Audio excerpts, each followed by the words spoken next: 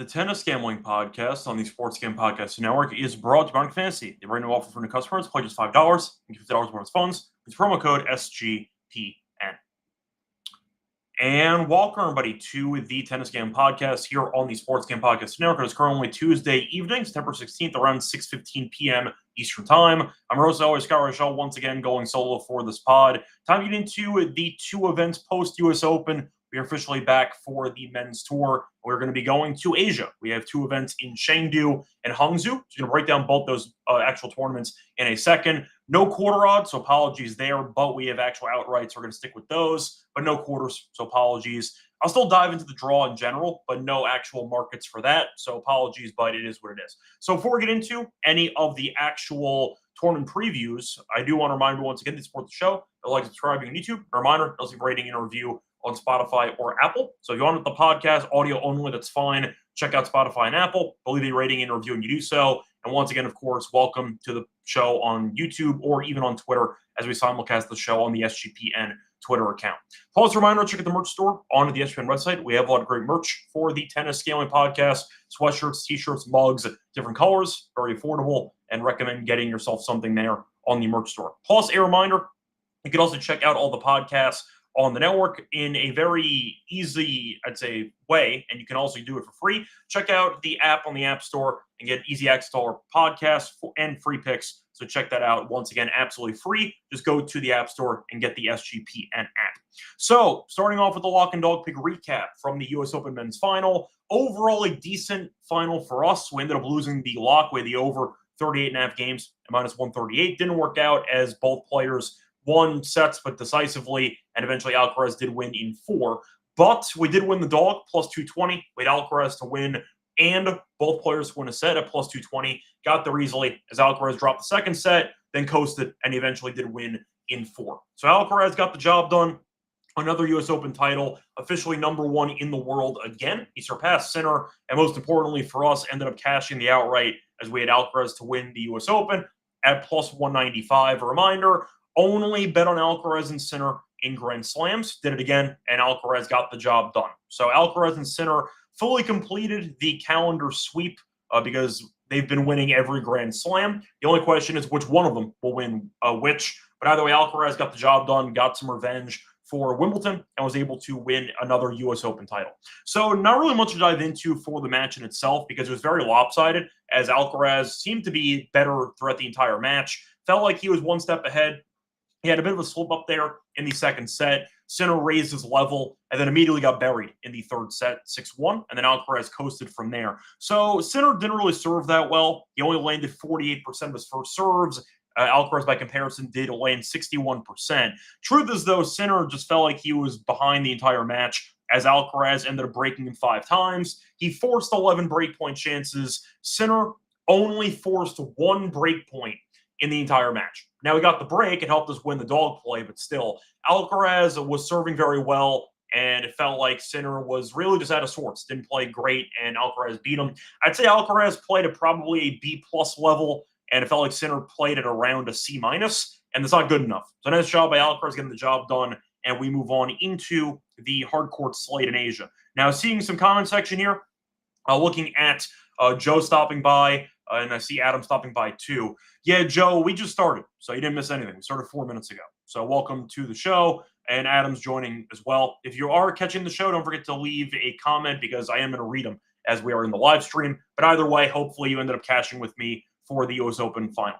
Anyway, time to move on into the actual Asia swing as we have Chengdu and Hangzhou. So I'll go through the Chengdu preview. Then I'll do an ad read. Then I'll do the Hangzhou. Then we'll get into the lock and dog picks. So for Chengdu, starting off with the actual recent winners, you might remember Shang actually won the event last year, beating Musetti. And you're looking at Zverev, who won the year prior against Safulin. Then you ended up having a gap with COVID, but Carreño Busta ended up beating Bublik in the final a couple of years ago. So Chengdu is a pretty fun tournament in general, starting at around 1 a.m. Eastern. So once again, if you want to place bets, don't forget to do them before you go to bed, because a lot of these matches are going to be taking place very early, I'd say, on the East Coast in the morning. So keep that in mind. But for the actual outright odds here, you have Musetti, who lost in the final last year. He's the pretty decent favorite here at around plus 200, as the next closest guy is Nakashima at around 6-1. So you have Nakashima 6-1, Thompson at 8-1. You have Nori at 11-1, Perricard at 12-1, Monfils at 12-1, Darderi at 16-1, Dzanchop at 16-1. Greek Spore 16-1, Giron 25-1, Sonego 25-1, Hell's 25-1, Shang defending champion at 35-1, and you kind of get the point. So the question is, do I like any of the favorites and first starters, even though Musetti made the final last year, and even though he made a pretty respectable run in the U.S. Open for losing to Sinner in straight sets? I'm not taking him at 2-1. That's a price that's way too cheap for Musetti on hard court. I get that he's been playing better recently, and I just think at the end of the day, there's no value at 2-1. His draw is okay. I'm going to say it's not great. We know Otney made a great run in Cincinnati, and Prismic can be a bit dangerous, and that would be his matchup in the second round. Otney, if he's healthy, we'll see what he can do. I know he hasn't played since Cincinnati, had to skip the U.S. Open because of injury, but that's not exactly the matchup you want potentially in the second round, is either Prismic or Otmane. So I'm not a fan of the draw for Musetti. Same section as Dzanchop, who I know also is not great in Davis Cup as he lost to Cerundolo in straight sets. Point is, I do think Musetti's path can be tricky if you want to go for a Cinderella option. I think Musetti being the plus 200 favorite suggests this could be a quite open tournament because he is not, in my opinion, a great hardcourt player. He might have gotten better on the surface, but I don't exactly like the price here at 2-1. I think it should be higher. I'll pass on Musetti for the favorite option for the event. Moving on, though, to Nakashima at 6-1. Now, Nakashima, I actually think, has a pretty decent draw. I'll point out it's not an amazing foolproof draw, but I do think it's pretty good in general. So Nakashima, by comparison here, sorry, just trying to find the exact draw here. He has a bye in the first round, then either Shang or Burrs, which I know can sound a bit difficult because Shang's defending champion. He's constantly hurt. I don't trust him to be healthy, and Bergs, I think, is fine. The point is Nakashima would be favored against either guy, and I think that you can argue that Nakashima, for the price point, is worth something in the field. I understand that he has been a pretty frustrating player because the serve's great. We know the forehand can be solid. The rally tolerance not great, but it feels like he should be better than he actually is. The talent's there, though, and I do think the draw is not bad. Depends if you actually trust Shang or not health-wise. I don't, because even though he won a title here last year, he's been hurt constantly around the clock. I don't trust him here, and Bergs, I think his serve is going to let him down. Give me Nakashima to advance past those two guys, and I think that Sonego, I'll mention in a second. You have Giron and Quinn. Giron's been terrible. Quinn's not very good. And Cerundolo did just win a hardcourt challenger randomly, but we know that he's a clay specialist, so Sonego should look pretty sharp there. So I'm going to go with that section. I have a couple of people that I am looking at for the immediate, I'd say, section there. And for the outrights, once again, I think you're looking at a pretty interesting tournament where you can see a couple of guys making Cinderella runs. I am going to go Nakashima at 650. I think the price is good enough. The bottom half of the draw is quite weak. Darderi is the highest seed at the bottom, and he, of course, is a clay specialist. So with that being said, I will go with the bottom half there. Give me Nakashima, and I know it can be frustrating. I think the draw is okay, and I think the serve can play very well here. So I don't mind Nakashima at 650, which I found shopping around, but I am going to go with another guy in that immediate section. I am going to go Sonego at 25-1. First event post-U.S. Open. I know some guys have played some challengers. Most guys have been sitting, waiting for the return of the ATP Tour. With that being said, I'm going to take this as an opportunity to take some long shots or some guys who might be a bit streaky with upside, in my opinion. So Sonego at 25-1. I know last year we ended up hitting on him with Winston-Salem. We'll try to do it again here in Chengdu. Draw's okay. I mean, Cerundolo did win a hardcourt challenger, but Sonego's better on hardcourt. Giron or Quinn don't really scare me.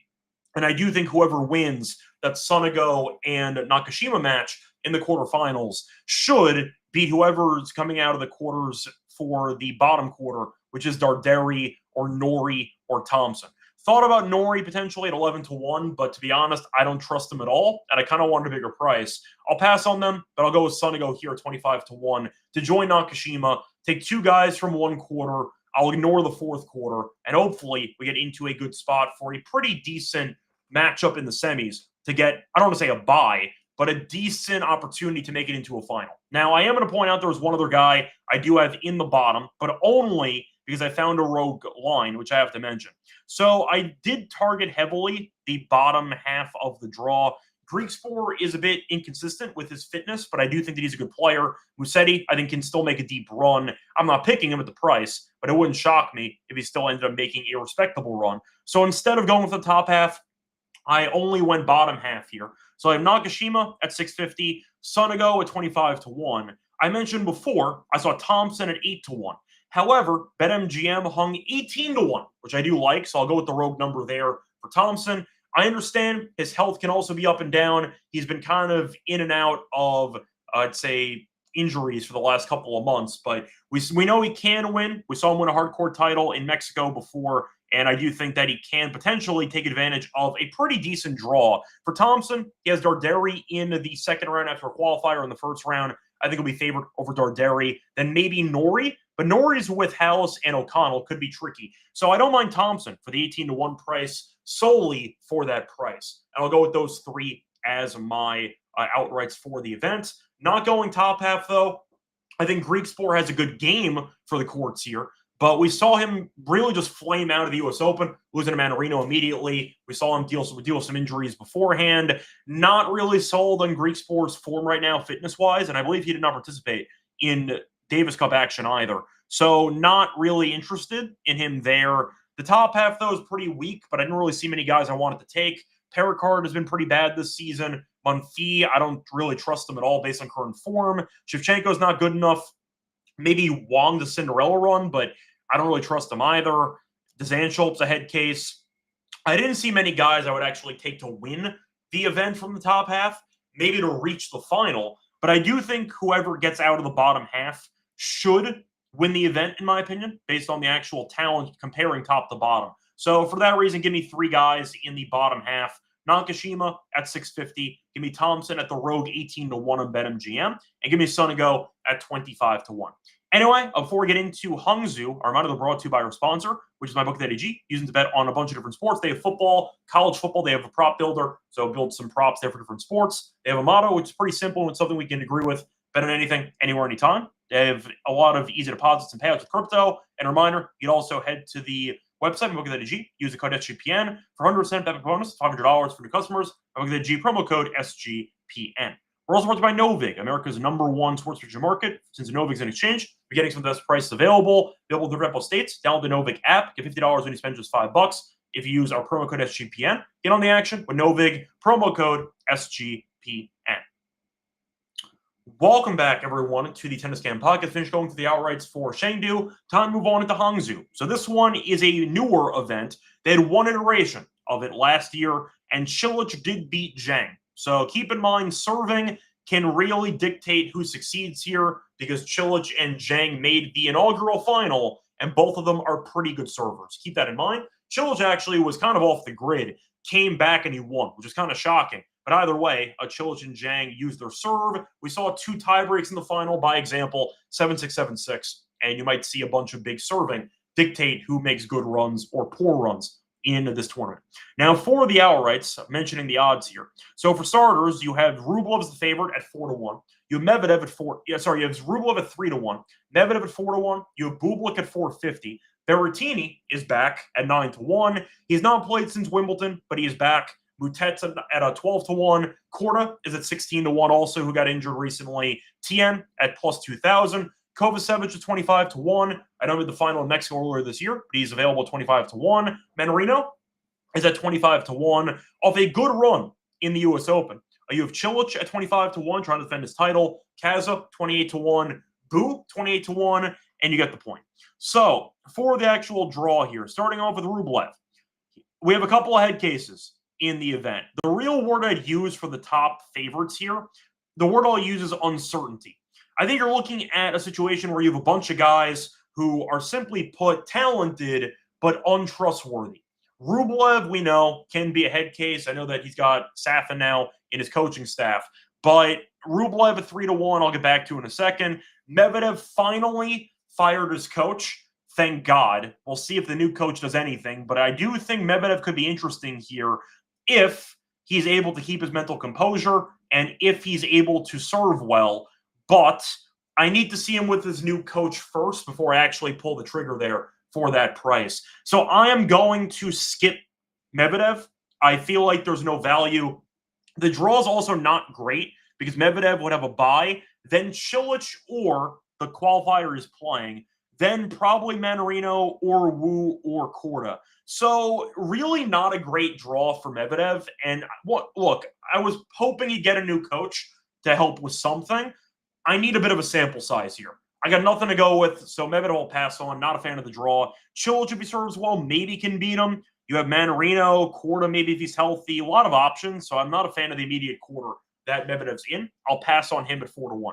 Bublik, I would have taken. However, he got injured in Davis Cup action and actually lost to Kwon. He retired midway through the second set. So Bublik might not be healthy, so he might withdraw. We'll see what happens. But the fact that he ended up losing as a massive favorite in Davis Cup action against Kwon.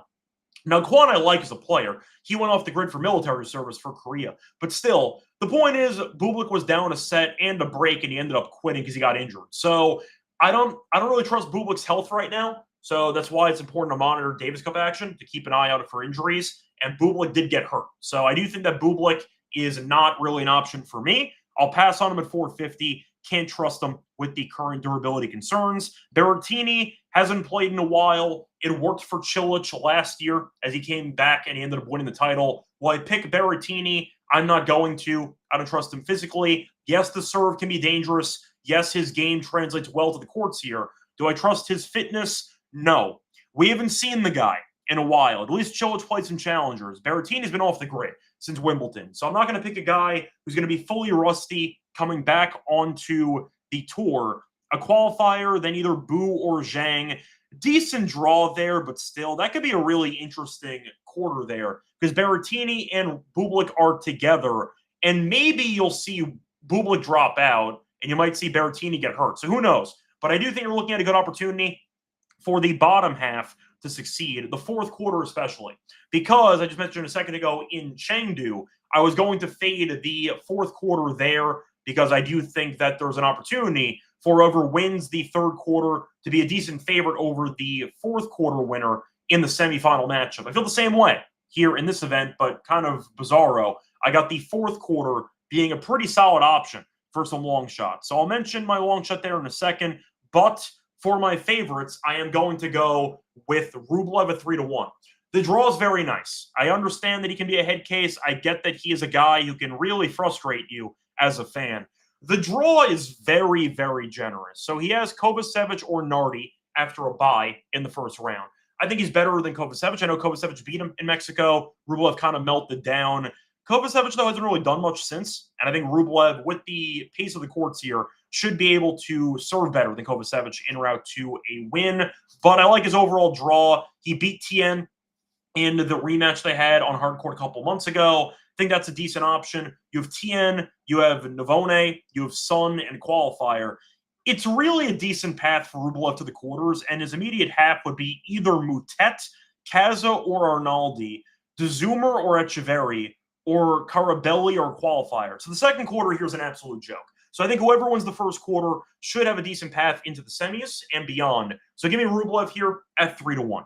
Now, I am going to go with a couple long shots. I'm going to include a guy that beat Rublev earlier this year. I'm going Tien at plus 2,000. Main reason, said a second ago, I think the second quarter is absolute garbage, and I think they're looking at a good opportunity for Tien, if he wins the first quarter, to make a deep run. So basically, I'm going to hedge my Rublev option because I can't trust him on his own. Give me Tien, who I think can make it into the quarters and onward. Tien against Mutet would be interesting. I think you're looking at a good opportunity for Tien to potentially be a Cinderella in this environment. We know he's a good hardcourt player. The serve can be weak, which maybe will not translate well, but he's a great rallier, and I do think if Rublev does implode again and Tien's there to potentially beat Kovacevic, if Kovacevic pulls off the upset, I think Tien at plus 2,000 is a decent option when you're looking at him being maybe a favorite in the semis against either Mutet or somebody else. Give me Tien as my first long shot here at plus 2,000. But I mentioned a second ago, I'm going to return to the final quarter, the fourth one. Give me my boy. I see a guy mentioning in the comment section here. I see Willie talking about how the winner of Mannarino and Wu is going to go deep. I agree with you. I'm picking Mannarino at 25-1. I was waiting for him to regain form. I've been mentioning it on the podcast before during the U.S. Open. I'm really excited to bet on Mannarino in these smaller events post-U.S. Open, and I do think that he can collect a trophy at some point. Give me 25-1. I understand Wu is now the favorite, actually. Mannarino went from minus 150 to even money. So I understand Wu, when healthy, can be dangerous. He actually won the only head-to-head meeting against Mannarino a couple years ago. Do I trust Wu's fitness? No. He hasn't really beaten anybody recently. He made it to the third round of qualifying, got buried by Kim. I like Kim in general, but the point is Mannarino made it pretty far in the U.S. Open, beating Shelton, etc.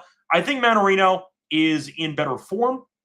I think that he can frustrate his opponents, and the fact that Korda has been injured too, Wu can't stay healthy. Medvedev, we know, is an absolute head case, and you have a pretty similar style of play between Mannarino and Medvedev. I think it's doable. I think 25-1 makes sense, actually, for Mannarino, but I would not take Wu based on durability issues. I would have considered him if you could turn the injury sliders off. I like Wu a lot, actually. Him and Shang, I think, are very talented players, but they just can't stay healthy mid glass. So with that being the case, give Mannarino as my long shot here at 25-1. I agree with Willie. I think that there could be an opportunity for that bottom quarter if Medvedev's going to struggle again, and I do think that Wu or Mannarino could be poised for a deep run. I'll go Mannarino, trust the durability a bit more. If this match goes deep into a third set, I question Wu physically over the course of that third set. I'll go for Mannarino personally, but I don't really know why so much steam has come in on Wu besides him being from China and him being healthy, allegedly. I don't really know, but I did notice the line move 50 cents. So I'm going to go against the line move. I'll go Mannarino at 25-1. I think that he is dangerous for the next couple of months. So either way, once again, my outrights for Chengdu and for Hangzhou. I'm going pretty light here. First events back after U.S. Open, a lot of layoffs. I'm not going crazy with the outrights, so keep that in mind. But for Chengdu, I'm going with Nakashima at 650. I'm going with Thompson at 18-1, and I am going to go with Sonego at 25-1. For Hangzhou, I'm going to go with one favorite and two long shots. Give me Rublev at 3-1. Give me Tien at plus 2,000. And I will go with Mannarino at 25-1.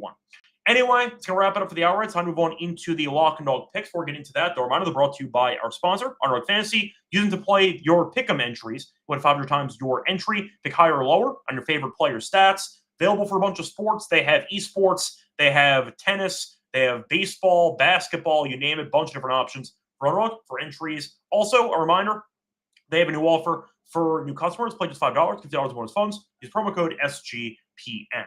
We're also brought to you by Rhythm. They're off to a great start in college football and the NFL. They have a new leaderboard system with league cash prizes for tracking your bets in the app. Track 5 bets of the same type from any model, and you can win $1K. So once again, build a model, track 5 plays, and you're entered into the giveaway. The picks do not have to win. You solely have to actually press the track button. That's it. All you have to do for a chance to win $1K. And also a reminder, you can use the promo code SGPN25 or download the Rhythm app for a quarter off your first month. Download the Rhythm app. And a reminder, use the promo code SGPN25 for a quarter off your first month. Welcome back, everyone, to the Tennis Game Podcast. Finished going through the outrights for Chengdu and Hangzhou. Time to move on into the lock and dog picks. So for the lock, I'm going to go with a player who I don't really like that much, but I like the actual matchup. I'm going to the Norrie match. I'm going to go with the Norrie to win in straight sets at minus 142. Norrie's been quietly good lately. He's won 4 of his last 5. The only loss against Djokovic. Won a couple matches in the U.S. Open. He looked good in the Davis Cup. Yes, he was against a couple of no-name Polish guys, but you know what? A win's a win. The fact is Norrie's been playing good tennis, and I do think that his game is better than his opponent. He's against a complete unknown, but he was able to go through the Davis Cup, ended up winning against Korda in 2 sets and a retirement in the U.S. Open, beat Komasanya in 4, and then he won a set off Djokovic, something he really never does, and he ended up losing in 4. But he was able to win in straight sets both times. The Davis Cup, I like how he's playing. And he's against a guy named Zhu, who is a complete unknown for the most part. Zhu has not won an ATP match since last October. And on top of that, he's 4-4 in his last 8 matches. So even in challenger level, he's not been good lately. And none of them are ATP matches. So you're looking at Zhu, who went 3 sets in a win in the Davis Cup action against a complete unknown. But he's a pretty volatile player, a lot of firepower, a lot of errors, and I do think that Norrie will extract enough errors to get the job done here in this matchup. But minus 142 for a guy that I think is simply put more reliable than his opponent. 0 ATP wins since October 2024. I get that he had an okay showing here last year with Zhu, but he's 4-4 in the last 8, not really against good competition. And Norrie's been good. I mean, Norrie did win a set off Djokovic, won the first 2 rounds of the US Open. I think 142 is kind of cheap here. And I think that Norrie, even though we know he is really annoying to back at times, his boring play style should result in a bunch of free points based on unforced errors from Zhu, and Zhu might start pressing. Give me Norrie in straight sets here at minus 142 against a challenger player, basically. Not a good one at minus 142 as my lock. For my dog, I'm going to stick with Chengdu, and I am going to go with a big server. Can be frustrating because Perricard has been underwhelming recently, but you know what? He made a decent run in Winston-Salem, as he was able to make it to the semis. But I'll go with him in straight sets here at plus 143.